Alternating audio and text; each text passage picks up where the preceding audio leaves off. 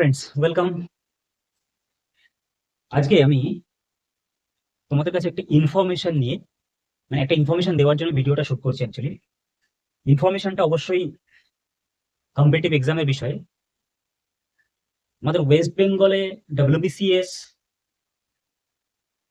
2024 এখনো পর্যন্ত কোনো নোটিফিকেশন বেরোয়নি। 2025-এর একটা সিলেবাস পিএসসির সাইটে আপলোড করা হয়েছে, কিন্তু 2024 কবে হবে তার কিন্তু এখনো পর্যন্ত কোনো রকমের নোটিশ বা আমরা কিন্তু কোনো রিক্রুটমেন্ট নোটিফিকেশন পাইনি। এরপর গেল পিএসসির আদার্স যে এক্সামগুলো।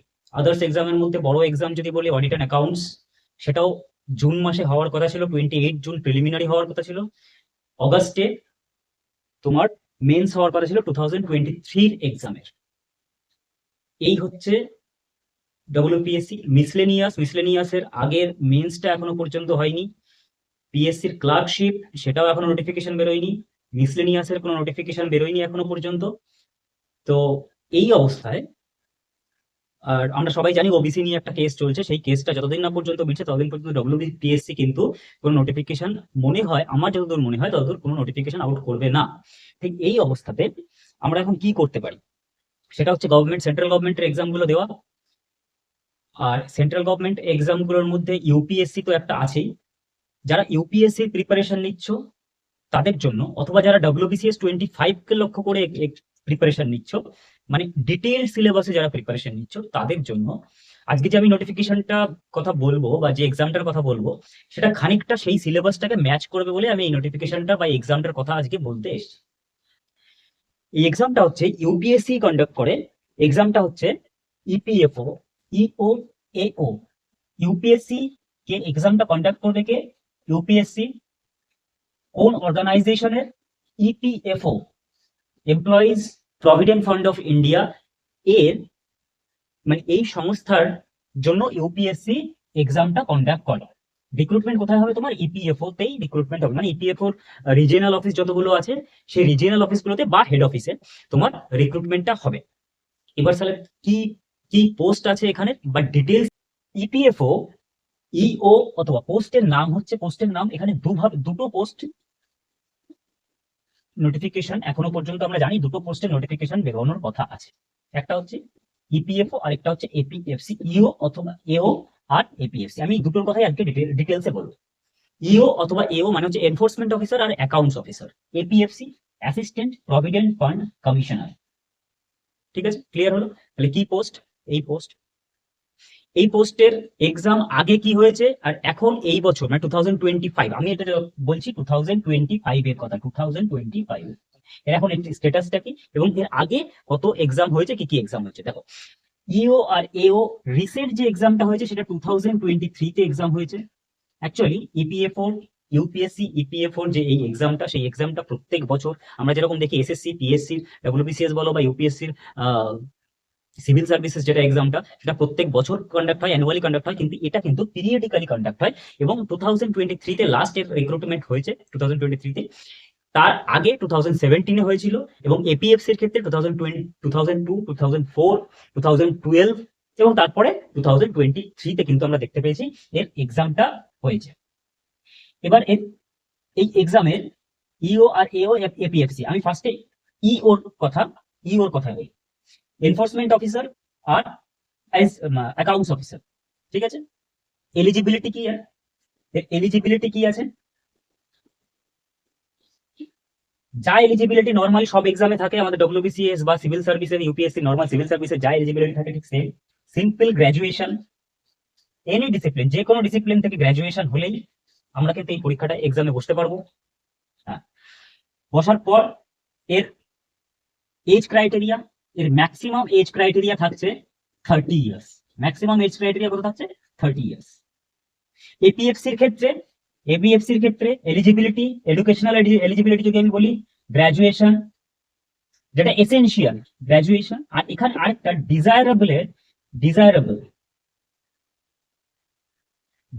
কোয়ালিফিকেশন বলে আরেকটা কোয়ালিফিকেশন চাই, সেটা হচ্ছে হয় কেউ যদি কোম্পানি লতে ডিপ্লোমা করে থাকে, অথবা কেউ যদি কোম্পানি সেক্রেটারিয়েটে ডিপ্লোমা করে থাকে, বা লয়ের যদি ডিপ্লোমা থাকে কারো কাছে, তাহলে তারাও কিন্তু তাদেরকে একটু অগ্রাধিকার দেওয়া হবে, সেটা ডিজায়ারেবল নট ম্যান্ডেটারি। এবং অগ্রাধিকার আমি এই কারণেই বলছি, এরকম নয় যে যে করবে না, যার কাছে এই কোয়ালিফিকেশনটা থাকবে না তাকে মানে কোনো মার্কস কম দেওয়া হবে বা কিছু কম দেওয়া হবে ইন্টারভিউতে, সেরকম কোনো ব্যাপার নেই। কিন্তু হ্যাঁ, এরা চেয়েছে ডিজায়ারেবল, দ্যাট মিনস চেয়েছে যে কোম্পানি ল ডিপ্লোমা বা লয় ডিপ্লোমা থাকলে সেটা ভালো হবে।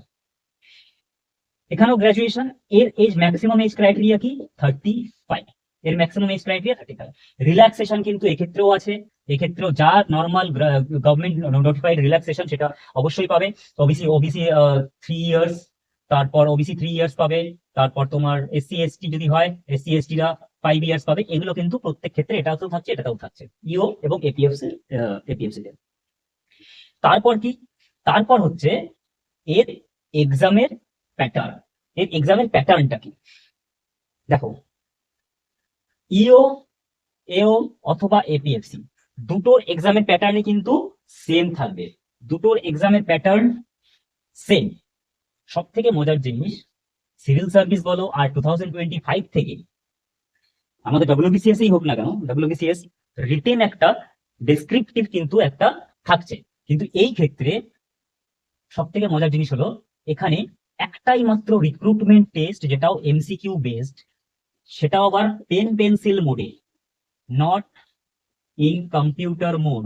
পেন পেন্সিল মোডে এমসিকিউ থাকবে এপিএফসির ক্ষেত্রেও, এবং ইও এও দুটোর ক্ষেত্রেই সেম এমসিকিউ থাকবে।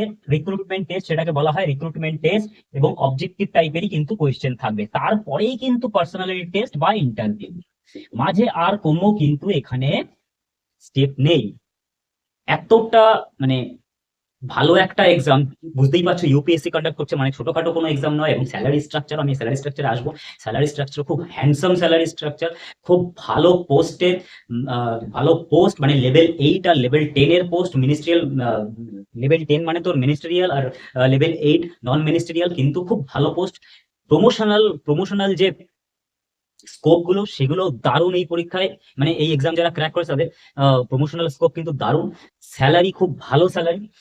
সেই রকম এক্সামে একটা মাত্র এমসিকিউ পেপার যদি ক্লিয়ার করতে পারো, এবং একটু যদি কাট অফ মার্কসটা যদি, যা কাট অফ থাকবে তার থেকে যদি একটু হাইয়ের দিকে থাকে, তাহলে কিন্তু পিটি বা ইন্টারভিউতে আমার অ্যাপিয়ার হওয়ার পরে একটু ভালো পিটি পার্সোনাল টেস্ট বা ইন্টারভিউটা একটু ভালো মতন দিলে কিন্তু এই চাকরিটা তোমাদের হতে পারে। তাহলে এখানে এমসিকিউ কতগুলো থাকবে, এমসিকিউ থাকবে 120টা, মার্কস কত থাকবে 2.5 ইচ, মার্কস কত থাকবে 2.5 ইচ, টোটাল কত 300। নেগেটিভ মার্ক কি আছে, হ্যাঁ আছে, 1/3 হচ্ছে নেগেটিভ মার্ক, মানে তিনটেতে একটা, কিন্তু তিনটে ভুল হলে একটা কেটে নেওয়া হবে, তাহলে 1/3 হচ্ছে নেগেটিভ মার্ক। এই জায়গাটাতেই একটু খেলা হচ্ছে মেন, এই জায়গাটাতেই। যারা নতুন নতুন এক্সাম দিচ্ছ তোমরা, বা যাদের কাছে এক্সাম গুলো নতুন, তারা একটা জিনিস জেনে রাখো, সেটা হচ্ছে নেগেটিভ মার্কসে কিন্তু খেলাটা, সম্পূর্ণ খেলাটা কিন্তু নেগেটিভ মার্কসের উপরেই হয়। আমি পরে বলবো, ডিসকাস করবো কি কিসের জন্য এরকম হয়। তো 300 মার্কস এখানে, আর পিটিতে থাকবে তোমার অনলি 100 মার্কস। এই টোটাল 400 মার্কসের এক্সাম। যদি ঠিকঠাক করে পিটিটা, মানে সরি আরটিটা, রিক্রুটমেন্ট টেস্টটা ক্লিয়ার হয়ে যায়, এবং যদি আমরা মার্কসটা যদি একটু বাড়িয়ে রাখতে পারি, তাহলে ইন্টারভিউটা নর্মাল হলেও আমরা কিন্তু আমাদের চান্স আছে এই পরীক্ষাটা ক্র্যাক করার। ঠিক আছে, এটা গেল এর প্যাটার্ন, কি প্যাটার্নে এক্সামটা হয়। এবার স্যার স্যালারিটা কি, এবার হচ্ছে আসল স্যালারি এবং পোস্ট। ইও আর এও বুঝতেই পারছো, এনফোর্সমেন্ট অফিসার এবং অ্যাকাউন্টস অফিসার, এটা হচ্ছে একদম প্রবেশনারি পোস্ট, এখানকার ইপিএফ একদম প্রবেশনারি পোস্ট, মানে ইও আর এও। স্কেল যেটা, সেটা 9300 থেকে 34800, এবং লেভেল 8 হচ্ছে এর, লেভেল 8 এর এটা পোস্ট।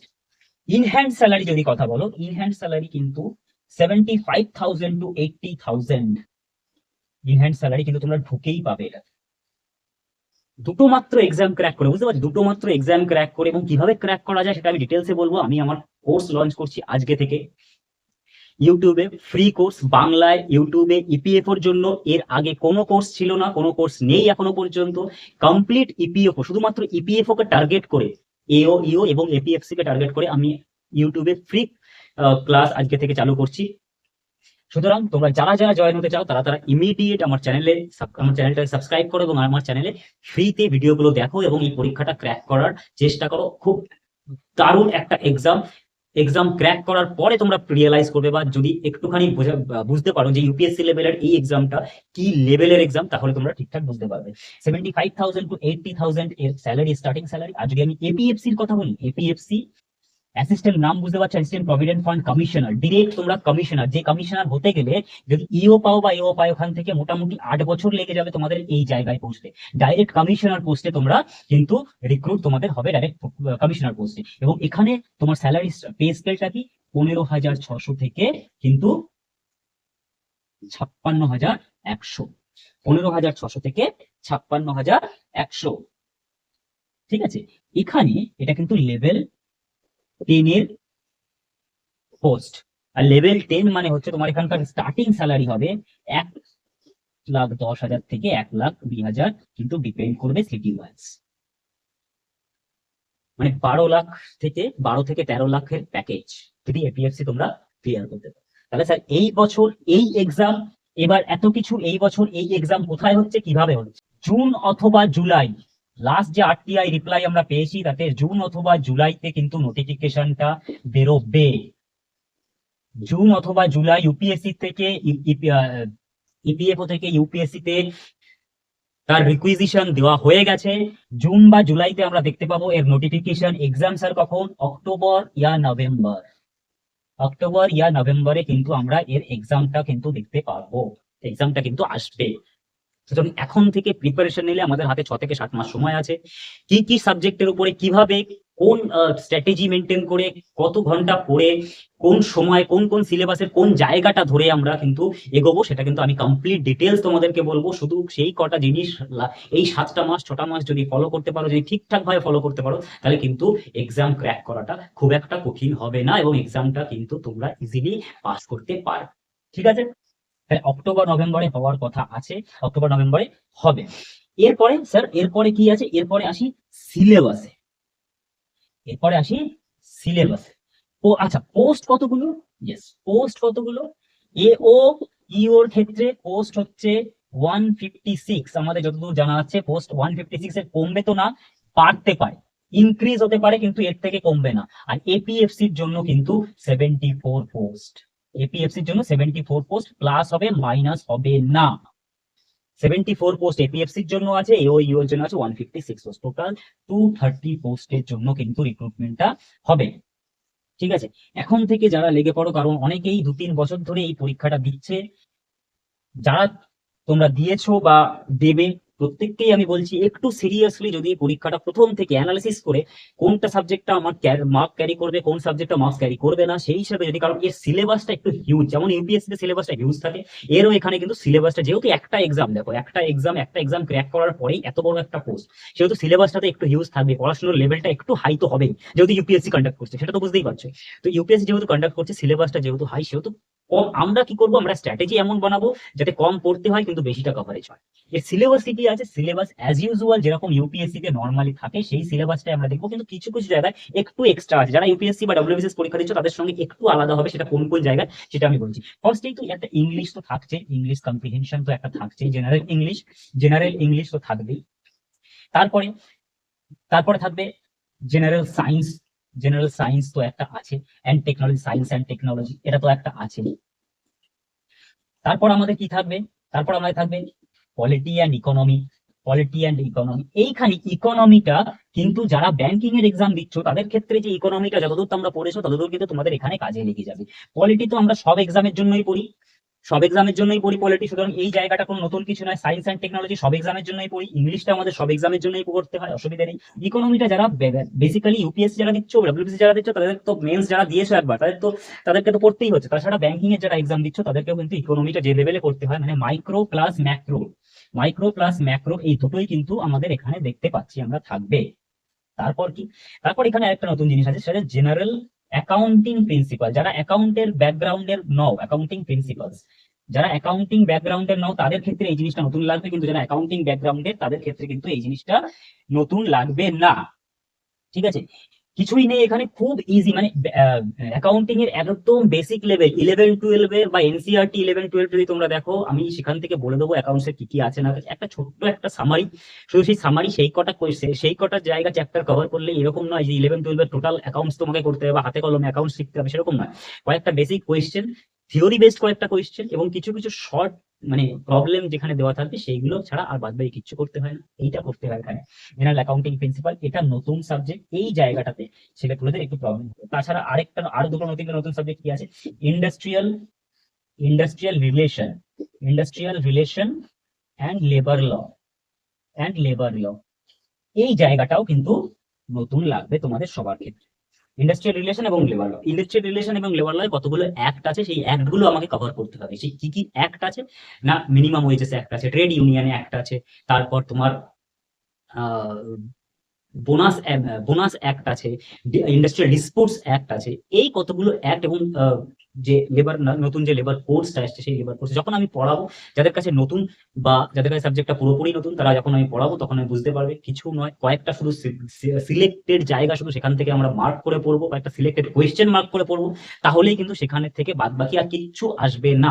এরকম নয় huge total industrial relation and labour law মানে হচ্ছে একটা, actually industrial labour law and industrial relation and labour law বিরাট সাবজেক্ট হয়, ঠিক আছে।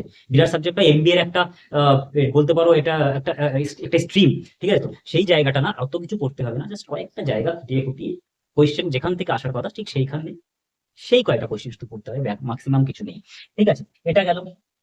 তারপরে তারপরে কি আসছে, মেন্টাল এবিলিটি আর mental ability mental ability quantitative aptitude. সব এক্সামের জন্যই করতে হয়, এই এক্সামের জন্য আমরা করব, এটা তো নর্মাল, যা সব জায়গায় থাকে এখানেও ঠিক তাই থাকবে, এর থেকে বেশি কিছু থাকবে না, ঠিক আছে। তারপর আরেকটা নতুন জিনিস থাকবে, সেটা সোশ্যাল সিকিউরিটি। ঠিক যেরকম industrial labour law, industrial relation labour law, সেরকম সোশ্যাল সিকিউরিটি, সোশ্যাল সিকিউরিটির কিছু স্কিম আছে, সেই স্কিম গুলোকে আমাদেরকে একটু দেখতে হবে। সোশ্যাল সিকিউরিটি স্কিম যেমন EPFO, employee provident fund, employees provident fund, ঠিক আছে। তারপর তোমার ইএসআইসি অ্যাক্ট, এরকম কিছু সোশ্যাল সিকিউরিটির স্কিম আছে আমাদের ইন্ডিয়াতে, ঠিক আছে। সেই সোশ্যাল সিকিউরিটির স্কিম 4-5টা স্কিম আছে, সেই 4-5টা স্কিম আমরা কোথায় কি কবে হয়েছে কিভাবে হয়েছে কি কি তার ক্রাইটেরিয়া কি, এইসব জিনিসগুলো একটু একটু একটু করে করে জানলে আমাদের কিন্তু টোটাল জিনিসটা জানা হয়ে যাবে এবং এক্সামে কিন্তু ওইটুকুই আসে। ডিটেলসে তোমাকে কেউ কিছু কোশ্চেন, যেহেতু এমসিকিউ, ডিটেলসে কেউ তোমার কোশ্চেন জিজ্ঞেস করবে না, শুধু কবে হয়েছে কি তার ক্রাইটেরিয়া, কত ওয়ার্কম্যান লাগবে সেখানে, এই ধরনের কয়েকটা প্রভিশন শুধু আমাদেরকে জানতে হবে সোশ্যাল সিকিউরিটি। দেন আমাদের আর কি আছে, আর আছে, এটা গেল জেনারেল স্টাডিজ এর মধ্যে তোমার ও মেন আরেকটা, হিস্ট্রি তো বাদ চলে গেল। হিস্ট্রি কিন্তু এখানে সমস্তটা থাকে না, হিস্ট্রি কিন্তু এখানে শুধুমাত্র থাকবে মডার্ন হিস্ট্রি মানে 1757 থেকে থাকবে আমাদের 1947 মডার্ন হিস্ট্রি। আমাদের অ্যানশিয়েন্ট হিস্ট্রি, মেডিভেল হিস্ট্রি করার দরকার নেই, শুধুমাত্র আমরা করবো মডার্ন হিস্ট্রি 1757 থেকে 1947। এই সিলেবাসটা একটু হিউজ থাকে, পলিটিক্স সিলেবাসটা একটু হিউজ থাকবে। বাদ বাকি আমি যে তোমাদের নতুন যে জিনিসগুলো বললাম, এটা বললাম জেনারেল অ্যাকাউন্টিং, এগুলো একটু একটু একটু একটু করে পার্ট এবং অল্প অল্প সামান্য কিছু কিন্তু নিয়ে এইটা জিনিসটা টোটালটা আসছে। তারপর আরেকটা জিনিস থাকে, সেটা সব থেকে সোজা, সেটা হচ্ছে computer knowledge, basic computer knowledge. Basic computer knowledge দেখো আমাদের সবারই অল্প বিস্তর আছে, ঠিক আছে, অল্প বিস্তর সবারই আছে এই যুগে, কিন্তু সেটাকে একটু ঝালাই করা, মানে কি কি সফটওয়্যার আছে, কি কি হার্ডওয়্যার, একটা পার্টসে কি কি হার্ডওয়্যার থাকে, সফটওয়্যার গুলো কি কি থাকে, অ্যাপ্লিকেশন সফটওয়্যার কি, অপারেটিং সফটওয়্যার কি, হার্ডওয়্যারের মধ্যে কোন কোন হার্ডওয়্যার গুলো, র্যাম রম, এই ধরনের কিছু বেসিক কোয়েশ্চেন্স আছে, সেই বেসিক কোয়েশ্চেন্স গুলোকে আমাকে কভার করতে হবে, বাদ বাকি আর কিছু। এই হচ্ছে মোরলেস সিলেবাস। ইও এও এর জন্য এবং এপিএফসি এর জন্য সিলেবাস সেম, শুধু এপিএফসি তে লেভেলটা একটু হাই হয়, কোয়েশ্চেনের লেভেলটা, আর ইপিএফও ইও এও তে লেভেলটা, কোয়েশ্চেনের লেভেলটা একটু ডাউনগ্রেড হয়, বাদ বাকি আর কোনো চেঞ্জেস নেই। এই হচ্ছে এক্সাম। তোমরা ভালো করে মন দিয়ে একবার সিলেবাসটা ভালো করে দেখে নাও। সিলেবাস নিয়ে ডিটেলস যদি বলো তোমরা কমেন্টসে জানাও, আমি ডিটেলস নিয়ে সিলেবাস ডিটেলস আরো ভালোভাবে আলোচনা করব। আর এক্সামের জন্য যদি তোমাদের মনে হয় যে না আমার ভিডিও তোমাদের দরকার বা কিছু, তোমরা কমেন্ট করে অবশ্যই জানাও। আর আমি এমনিতেই ফ্রি ক্লাস, আমি কাল থেকেই নেক্সট প্রত্যেক দিন একটা করে আমি কিন্তু এই ইপিএফ এর উপরে একটা করে সিলেবাস ভিডিও আমি কিন্তু আপলোড করা শুরু করব। অলরেডি আমার চ্যানেলে অ্যাকাউন্টস এর উপরে যে বেসিক কোয়েশ্চেন গুলো বা অ্যাকাউন্টস এর বেসিক জায়গাগুলো কিন্তু ভিডিওগুলো আমার চ্যানেলে আছে। হিস্ট্রির কিছু আপলোড করেছি, পলিটির কিছু আপলোড করা আছে। বাদ বাকি প্রত্যেকটা জিনিসের আমি কিন্তু একটা করে ভিডিও আপলোড করব, syllabus wise, pattern wise. Thoroughly আমি কিন্তু কোর্সটাকে কমপ্লিট করতে চাইছি। যদি তোমাদের দরকার হয়, যদি তোমাদের প্রয়োজন হয়, তাহলে অবশ্যই অবশ্যই আমার ভিডিওগুলোকে দেখো এবং এক্সামটা, বাকি কথা যদি আমার ভিডিও না দেখো, অন্য কোথাও না কিছু করো, ইনফরমেশনটা রাখো, বই কেনো, বই পড়ো, পড়ে এক্সামটা ক্র্যাক করো। It's a great great great opportunity. ঠিক আছে? এক্সাম কিন্তু বারবার আসে না। এই এক্সামের প্রত্যেক বছর হয় না, 2-3 বছর পর পর একবার হয়। কিন্তু দেখতেই পেলে স্যালারি স্ট্রাকচার কিরকম, পোস্ট কিরকম, কতটা হাই, মানে অনেক অনেক জায়গায় হয় প্রেস্টিজিয়াস পোস্ট, প্রেস্টিজিয়াস পোস্ট পাবে তোমরা, অল ইন্ডিয়া বেস পোস্ট পাবে, অল ইন্ডিয়া তোমরা পোস্টিং অল ইন্ডিয়াই হবে। সেই জায়গাটা থেকে দাঁড়িয়ে দারুণ একটা পোস্ট, দারুণ একটা অপরচুনিটি গ্র্যাব করো। ওকে, থ্যাংক ইউ।